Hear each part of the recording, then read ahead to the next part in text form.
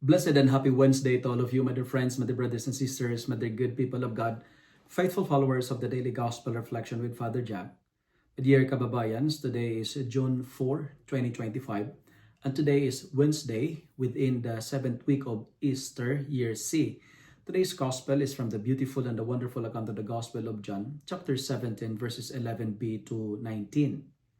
I'd like to highlight on my reflection today on this line of today's gospel, which says, and I quote, "We are in the world, but not of the world."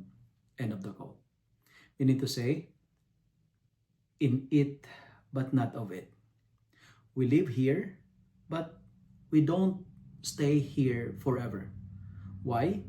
Because there is a better place than the place we live now. And the readings for today, it's reminding me and you that heaven is our final destiny. But friends, we are here, but we belong to God. You and I, we belong to God. Now, expounding our readings for today, our first reading speaks about the farewell discourse of St. Paul. And the gospel, on the other hand, speaks about the farewell message of Jesus to his disciples.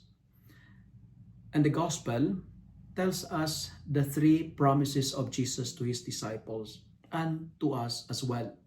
What are those? First, Jesus promised us of protection.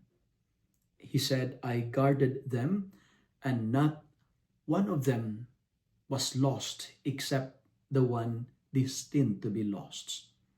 This is the similar message of St. Paul in our first reading. He's telling the elders to protect their flock and themselves, because savage wolves will come in among you, he said, not sparing the flock. Even some of their group members will destroy the truth. Even some of the members will try to disperse the group. But friends, we have God's protection, but as his followers, we have to guard each other. We have to protect each others. And the second promise of God, of Jesus, is he promised us joy. And he said, "I speak these things so that they may have joy." And how to have joy? The answer can be found in our first reading for today. To have joy, we need to support the weak. There is joy in helping the weak. There is joy in helping the lost, the least, and the last. There is joy in helping the poor.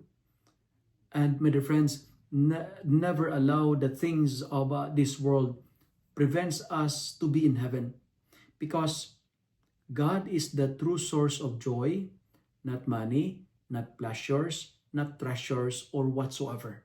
I say it again, God is the true source of authentic and genuine joy. St. Paul in our first reading said, "It is more blessed to give than to receive." And another source of joy is giving. There is joy in giving than in getting. Givers are more happier and joyful than getters. If we wanted to have joy, it's better to give than to receive. And joy is a gift from God. We can have it by having God, not having the works of God. We can have joy by having the creator of the world, not having the creatures of the world. Having the creator is more important than having the works of works and masterpiece of God. And finally, Jesus, aside from protection and joy, he also promised us salvation. "I sanctify them so that they may be sanctified in truth." Sanctification. God wants us to be holy. God wants us to be saved.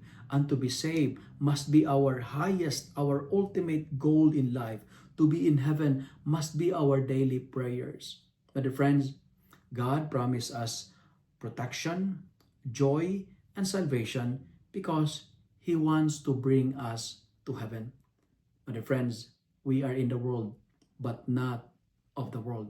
That's why we need not to conform on this world, but transform this world, because the gospel says we are in the world, but not of the world. In it, but not of it. If you love and like this reflection, kindly share it with your friends, share it with your family, make the Word of God viral so that many will be blessed. Amen.